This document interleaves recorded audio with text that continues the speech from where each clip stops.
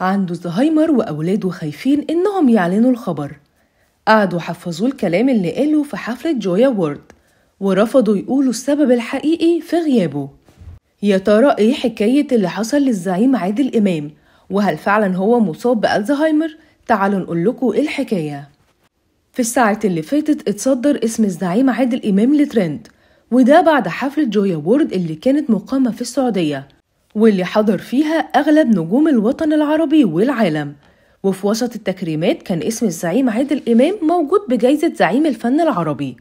وبعد ما طلع أولاده الاتنين رامي ومحمد علشان يستلموا الجائزة بداله، قرروا إنهم يعرضوا مفاجأة للجمهور والحضور، وهو تسجيل صوتي للفنان عادل إمام بعد غياب سنين عن الساحة والوسط الفني، وسط شائعات عن وفاته وتدهور حالته الصحية.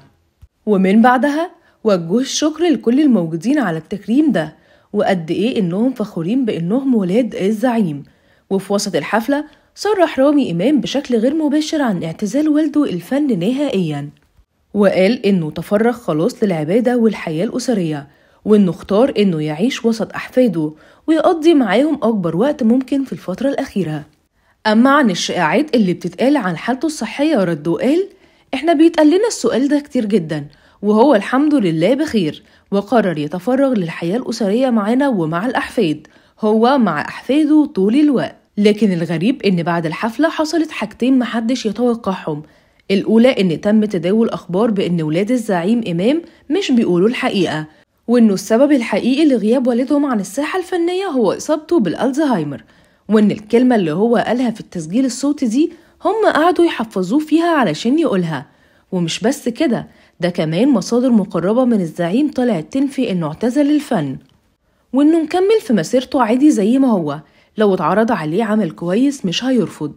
الناس رأيها في الموضوع انقسم لجزئين، نص كان شايف إنه اللي بيتقال ده إشاعات، وإنه أكيد لو في أي حاجة ولاده هيعلنوا، ده غير إنه مستحيل يكون مريض زهايمر لابق في الكلام اللي بيتقال وعارف هو موجه لمين بالشكل اللي ظهر بيه الزعيم، وإن كل الأخبار اللي بيتقال غرضها الترند مش أكتر.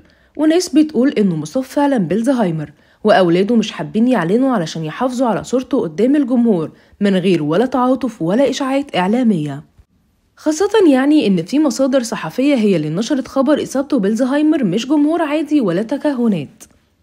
تفتكروا فعلا الزعيم عادل إمام مصاب بالزهايمر وأولاده مخبيين، ولا الموضوع كله إشاعات وتكهنات مش أكتر؟ شاركونا رأيكم في التعليقات، وما تنسوش تفعلوا جرس الإشعارات وتتابعونا على كل المنصات علشان يوصل لكم كل جديد من موقع صوت الملايين.